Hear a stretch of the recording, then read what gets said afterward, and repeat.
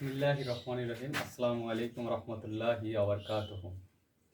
আজকে যে বিষয়টি নিয়ে আলোচনা করব সেই টপিকটি বা বিষয়টির নাম হচ্ছে অসমতা। অসমতা সাধারণত আমাদের নবম দশম শ্রেণীর যারা উচ্চতর গণিত নিছে অথবা ইন্টারমিডিয়েটে এই অসমতা টপিকটি আছে। এই অসমতা টপিকটি চাকরির ক্ষেত্রে অনেক জায়গায় এসে থাকে। তো এই যে অসমতা টপিকটি, এটা সাধারণত বেসিক থেকে না পড়ার কারণে অনেক সময় দেখা যায় যে আমরা সঠিকভাবে অ্যান্সার করতে পারি না, অথবা বইয়ে সাজানো গোছানোভাবে দেওয়া থাকে না, যার কারণে মনে হয় বোঝা যায় না কখন কি হবে। তখন দেখা যায় যে একটা বিষয় ফিল আপ হয়েছে আরেকটা হয় না। তো দেখি অসমতা জিনিসটা কি, অর্থাৎ যেটা সমান নয়। মূলত এইখানে গ্রেটার দ্যান, লেস দ্যান এই চিহ্নগুলো ইউজ করা হয়। এটা হচ্ছে ইকুয়াল, গ্রেটার দ্যান, এটা হচ্ছে ইকুয়াল, লেস দ্যান, এই চিহ্নগুলো। অর্থাৎ এটা যখন থাকবে তখন এক্স গ্রেটার দ্যান ওয়াই, অর্থাৎ এক্স হলো ওয়াই এর থেকে বড়। যদি এরকম থাকে এক্স লেস দ্যান ওয়াই, অর্থাৎ ওয়াই হচ্ছে এক্স এর তুলনায় বড়, অথবা এক্স ওয়াই এর তুলনায় ছোট।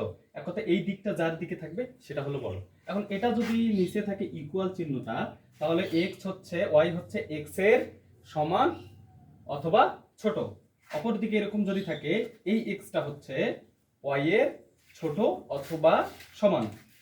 এই চিহ্নের মাধ্যমে সাধারণত অসমতা বিষয়টা প্রয়োগ আছে। তো এখন অসমতার এই বিষয়টুকু এই চিহ্নের মাধ্যমে সমাধান করা হয়। এখন আমি যদি একটা কোশ্চেন করি বা একটা যদি প্রশ্ন উল্লেখ করা হয়, যেমন এইচএসসি পরীক্ষা হচ্ছে, মোট মার্ক মনে করি 1300 মার্ক।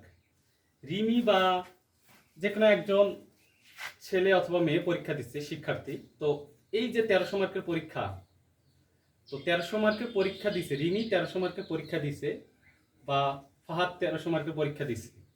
তো সে 1300-র মধ্যে কত পাওয়ার সম্ভাবনা আছে, এটা যদি একটা ব্যক্তি রেঞ্জের মাধ্যমে তুলনা করতে হয়, তাহলে আমরা বলতে পারি এরকম। আমরা লিখতে পারি তার মার্কটা ধরি, তার প্রাপ্ত মার্কটা এক্স ধরি, তাহলে সেটা জিরো অপেক্ষা বেশি হইতে পারে। সে এমনও হইতে পারে সে জিরো পাইতে পারে, যদি ভালোভাবে না পড়ে, দেয়ই নাই কিছু, তাহলে জিরো পাইতে পারে না। অর্থাৎ জিরো সহ জিরোর উপরে অপর দিকে সর্বোচ্চ মার্ক কত, 1300। তো এই 1300 মার্কও সে পাইতে পারে, যদি সে ভালোভাবে পড়ে তাহলে 1300 মার্কও পাইতে পারে। অর্থাৎ তার মার্ক পাওয়ার, সে যে মার্কটা পাইতে পারে এর রেঞ্জটা হচ্ছে জিরো সহ জিরোর উপরে এবং 1300 সহ 1300 নিচে। তো এইটা হচ্ছে একটা অসমতার প্রয়োগ। কিন্তু এত ছোট কোশ্চেন সাধারণত মূলত আসে না। এরকম যদি কথায় থাকে, কথার অঙ্ক থাকে, তাহলে মূলত এরকম ভাবে আসবে। কিন্তু যদি বলে, এখন আমরা অসমতা সমাধানের কয়েকটা নিয়ম জানবো। টোটাল 4টা থেকে 5টা নিয়ম জানলে আমাদের ইনাফ। তো 1 নম্বর নিয়মটা যদি আমরা জানি, অসমতার 1 নম্বর নিয়মটা হচ্ছে অসমতার চিহ্ন, অর্থাৎ যে চিহ্নগুলো থাকবে এক্ষেত্রে উভয় পাশে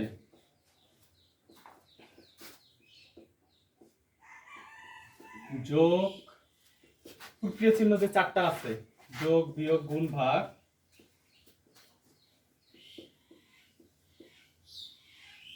যোগ বিয়োগ গুণ ভাগ করলে এর চিহ্নের পরিবর্তন হয় না। কিন্তু যদি ঋণাত্মক সংখ্যা দিয়ে গুণ অথবা ভাগ করা হয়,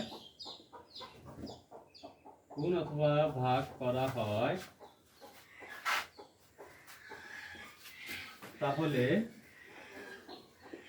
চিহ্নের পরিবর্তন হয়। কিভাবে? যদি মনে করি যে 10 গ্রেটার দেন 6, উভয় পাশে আমি 2 যোগ করব, 6 প্লাস 2 দ্বারা হলো 12 গ্রেটার দেন 8, এরকম একটা। অথবা যোগ করলাম, অথবা যদি বিয়োগ করি, গুণ করি, যাই করি না কেন, যদি ধনাত্মক সংখ্যা হয় এক্ষেত্রে উভয় পাশে যোগ বিয়োগ গুণ ভাগ করলে এর চিহ্নের কোনো পরিবর্তন হয় না, কিন্তু যদি ঋণাত্মক সংখ্যা দিয়ে করা হয়, যেমন আমি বলি এই সংখ্যাটায় যদি 10 > 6 আছে, এটা তো সচরাচর আমরা বুঝি, কারণ 10 হচ্ছে 6 এর তুলনায় বড়। তাহলে আমি যদি এখানে -2 দ্বারা গুণ করি তাহলে হবে, আগে চিহ্ন বসাবো না, তাহলে কি হচ্ছে এখানে -20 -12 -20 কিন্তু ছোট, কিন্তু -12 20 তুলনায় বড়, অর্থাৎ এই চিহ্নটা চেঞ্জ হয়ে যাচ্ছে। তো এটা এখানে মূলত দুইটা পৃথক পৃথক ভাবে, এটা একইভাবে আমি একটাতে লিখে ফেলছি, অর্থাৎ একই, এক্ষেত্রে উভয় পাশে যোগ বিয়োগ গুণ ভাগ করলে চিহ্ন পরিবর্তন হয় না, কিন্তু যদি ঋণাত্মক সংখ্যা দ্বারা গুণ অথবা ভাগ করা হয় তাহলে চিহ্নের পরিবর্তন হয়। এটা একটা রুল, এটা যদি জানা হয় তাহলে মূলত প্রবলেম হবে না। দ্বিতীয় নম্বর রুলস হচ্ছে ব্যস্তকরণের সময়, ব্যস্তকরণ অথবা বিপরীতকরণ, বিপরীতকরণের সময় যদি উভয় পাশে ধনাত্মক অথবা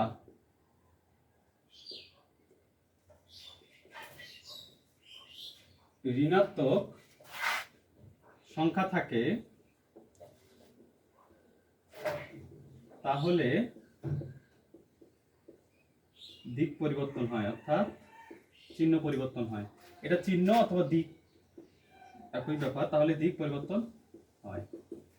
তো যেমন যদি বলি এরকম, এখানে আছে 7 2 এরকম আছে, তো এটা বিপরীতকরণ যদি করি তাহলে হবে, বা ব্যস্তকরণ যদি করি তাহলে 1/7 1/2, অর্থাৎ চিহ্ন পরিবর্তন হয়ে যাবে, কারণ উভয় পাশে ধনাত্মক সংখ্যা, অর্থাৎ এর সামনে কিছু নেই মানে প্লাস, এর সামনে কিছু নেই মানে প্লাস, অর্থাৎ ধনাত্মক সংখ্যা, চিহ্ন পরিবর্তন হবে। কিন্তু যদি আরেকটা রুলস এর মধ্যেই অ্যাড করে দেই, সেটা হচ্ছে যদি একটি ধনাত্মক একটি ঋণাত্মক হয়, যদি একটি ধনাত্মক সেটা সামনের হইতে পারে পিছনের হইতে পারে, কিন্তু ধনাত্মক অথবা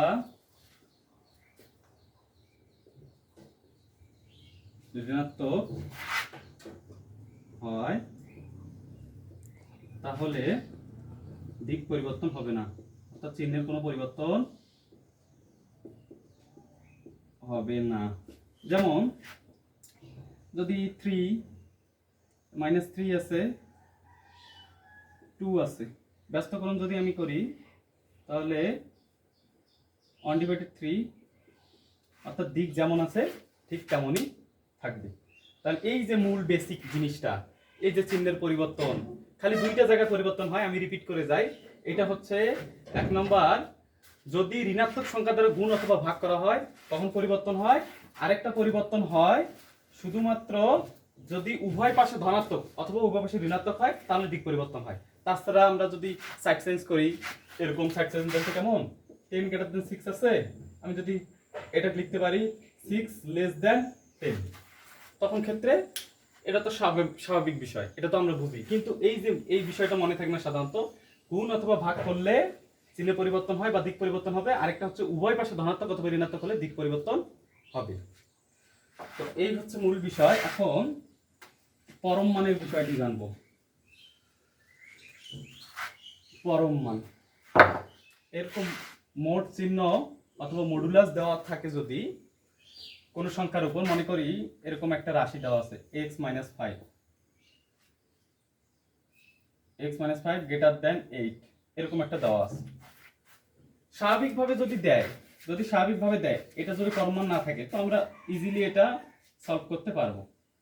উভয় পাশে কি করব, উভয় পাশে 5 যোগ করব, উভয় পাশে 5 যোগ করলে দাঁড়াবে, এটা কাটা যাবে, তাহলে x 8 × 5 = 13, তাহলে এই মানটা দাঁড়ালো। চিহ্ন কোনো পরিবর্তন হবে না, যোগ বিয়োগ করলে চিহ্নে কোনো পরিবর্তন হবে না।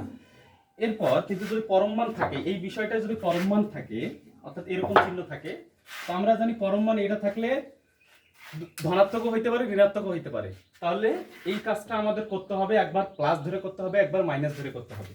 তাহলে কি করতে হবে, একবার প্লাস ধরে স্বাভাবিকভাবে যদি আমি ক্যালকুলেশন করি তাহলে এরকম প্লাস এটাই থাকলো। আরেকটা হচ্ছে মাইনাস দিয়ে যদি করি এক্স মাইনাস 5, অর্থাৎ এভাবে আমি উভয় পাশে এখন এক কাজ করব, -1 দ্বারা গুণ করব। তাহলে -1 দ্বারা যদি গুণ করি তাহলে -1 দ্বারা গুণ করলে চিহ্ন পরিবর্তন হয়ে যাবে, চিহ্ন, কারণ ঋণাত্মক সংখ্যা দ্বারা গুণ করা হয়েছে, ঋণাত্মক সংখ্যা দ্বারা গুণ করা হয়েছে। তাহলে এটা দাঁড়াবে এরকম, এটা মাইনাসে মাইনাসে প্লাস হয়ে যাবে, x মাইনাস 5 লেস দ্যান -8, অর্থাৎ এটার রেঞ্জ হবে, অতএব উত্তরটা এমন ভাবে লেখা যাবে, এটার একটা ধনাত্মক পাইছি, অর্থাৎ এই যে মান x মাইনাস 5 হচ্ছে কত,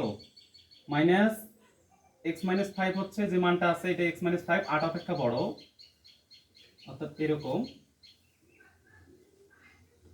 এরকম। অথবা এটা যদি আমরা এইভাবে লিখতে পারি h 8 greater than x minus 5, এটাও যায় এটাও তা, চিহ্নের পরিবর্তন করলে কোনো, যদি আমরা সাইড চেঞ্জ করি তাহলে সেক্ষেত্রে কোনো পরিবর্তন হয় না। তো এতটুকুই বিষয়, এর আরো অনেক বিস্তারিত আছে। তো এই আমার সংক্ষিপ্ত বিষয়। আসসালামু আলাইকুম।